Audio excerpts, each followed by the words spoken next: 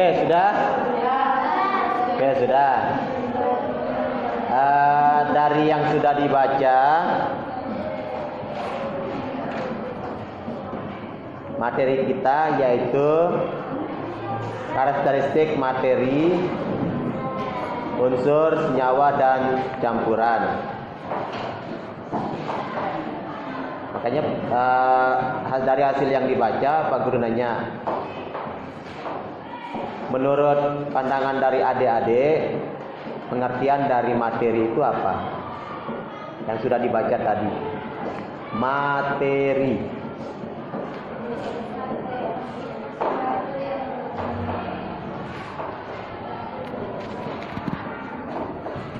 Apa?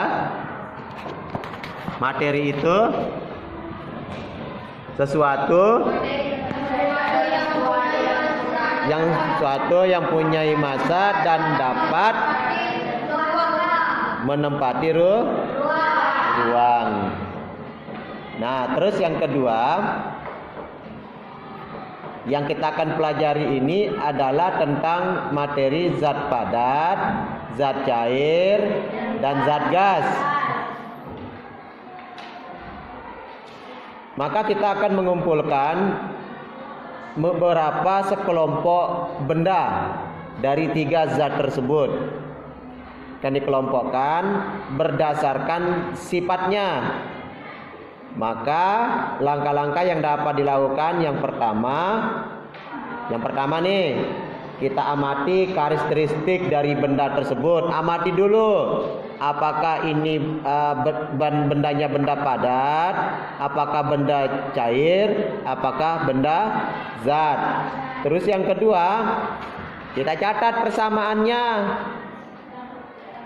Persamaan dari benda yang kita kumpulkan tadi. Nanti kan adik-adik akan mengumpulkan beberapa macam benda, atau misal benda yang ada di rumah itu dikumpulkan. Pertama dari sendok, panci, terus dilihat di rumahnya ada TV, dilihat di rumahnya ada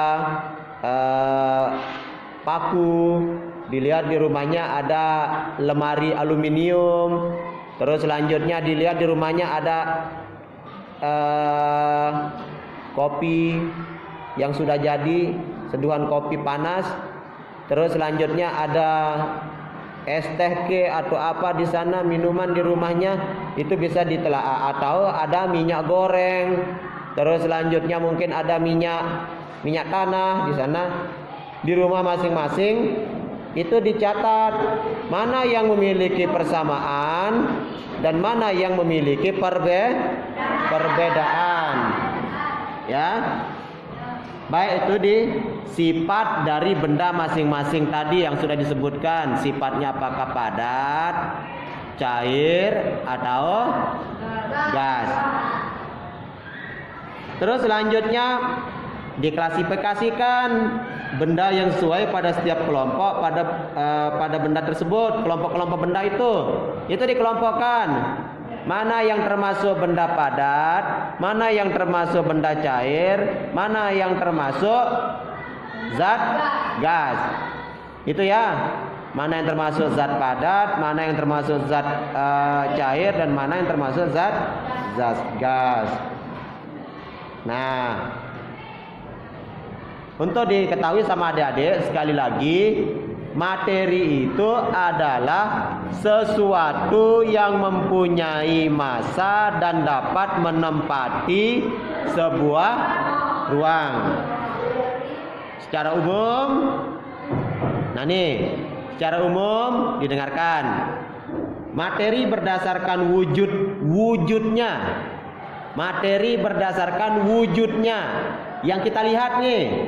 Materi berdasarkan yang kita lihat, wujudnya dapat dikelompokkan menjadi 3, yaitu zat padat dan zat gas. Nah, ada yang bisa memberikan Pak Guru perbedaan dari sifat zat padat, cair, dan gas?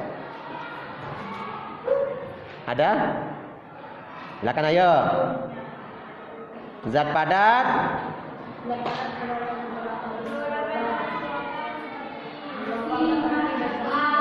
sifatnya perbedaan dari sifat zat padat, cair dan gas.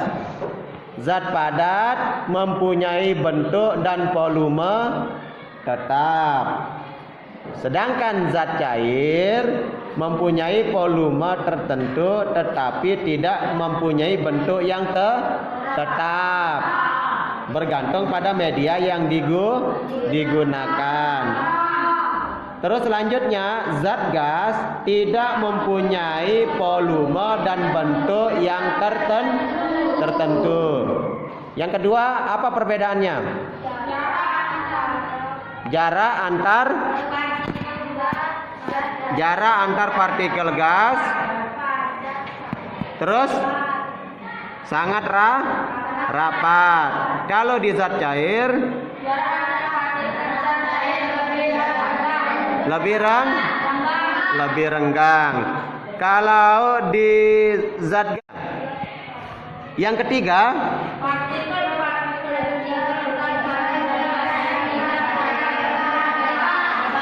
kalau di zat cair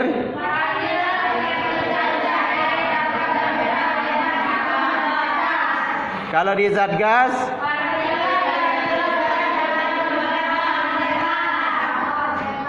nah itu perbedaan sifat zat padat, zat cair dan zat gas. Nah, terus selanjutnya dari materi kita yang sekarang ini yaitu di karakteristik materi, unsur dan senyawa beserta campuran, ada namanya unsur. Unsur itu apa? Unsur merupakan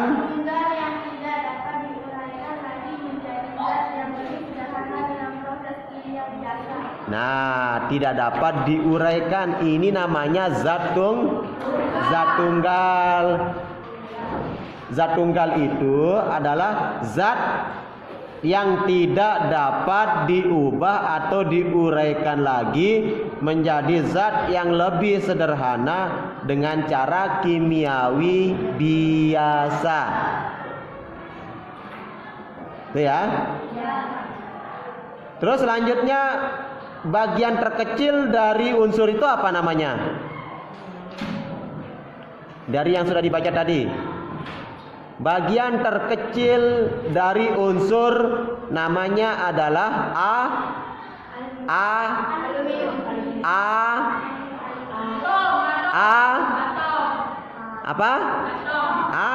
atom. Atom itu adalah bagian terkecil dari unsur, sangat kecil.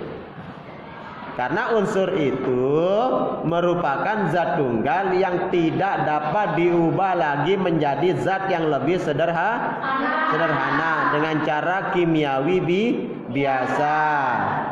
Nah, terus selanjutnya, atom itu adalah bagian terkecil dari unsur. Nah nih, Pak Guru tanya, nama-nama logam itu apa? Besi. Terus selanjutnya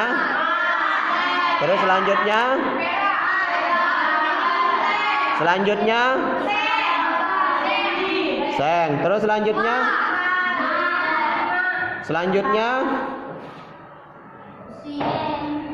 coba bisa dibayangkan apa yang ada di rumah kalian? Ya? Aluminium ada enggak? Bentuknya apa di rumah? Aluminium. Panci. Terus selanjutnya ada sigon. Selanjutnya apa lagi? Rangsang. Ada tep. Apa lagi? Ya, apa lagi? Yang terbuat dari aluminium. Sendok, ada jendela? Banyak sekali ya. Terus selanjutnya yang ada di rumahnya apa? Selain dari aluminium, ada Masih dalam bentuk apa? Anting.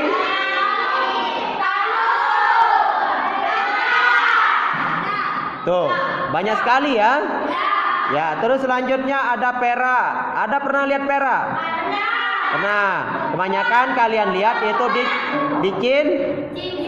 ya, itu yang dipakai-pakai yang sering Pak Guru tarik-tarik itu. Tuh ya. Terus selanjutnya ada kalsium. Kalsium. Terus selanjutnya ada tembaga. Pernah lihat tembaga? Gimana rupanya? Ada di mana? Tembaga. Di lampu. Ada di kawat kabel itu kawat tembaganya. Ada di mesin-mesin. Itu ya. Oke, luar hebat, pinter-pinter. Terus selanjutnya ada besi. Nah, pernah lihat besi?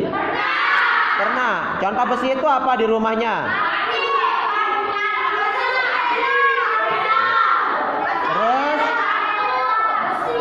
Terus selanjutnya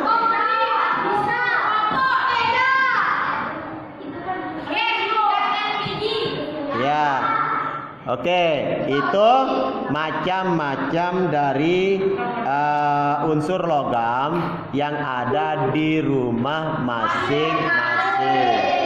Unsur logam ini dalam bahasa Indonesia ada namanya aluminium, ada namanya emas, ada namanya perak, ada namanya kalsium, ada namanya tembaga, ada namanya besi, ada namanya natrium, ada namanya timbal, ada namanya dan seterusnya.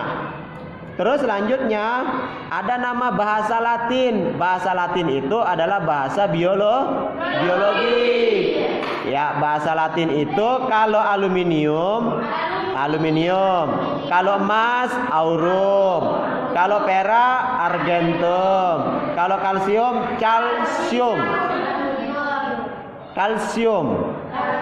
Terus selanjutnya kalau tembaga, cuprum. Kalau besi itu namanya ferum. Kalau natrium, kalau timbal, plum. Lambangnya juga ada. Awalannya pertama lambangnya itu adalah huruf besar. Yang huruf keduanya huruf kecil. Contohnya aluminium. Lambangnya AL. A-nya huruf besar, L-nya huruf kecil. Kalau emas aurum. Makanya lambangnya adalah AU. Lanjut. Nah, nanti ini pengawalan kita untuk belajar. Nah, selanjutnya unsur bukan logam. Unsur bukan logam itu contohnya adalah oksigen, hidrogen, karbon, belerang, fosfor, nitrogen, iodin, nitrogen. Nah, itu ya.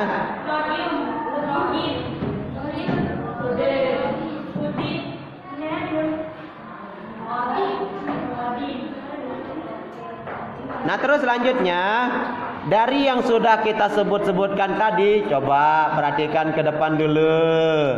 Anak-anak yang cantik, adik-adik yang ganteng. Ya, perhatikan dulu.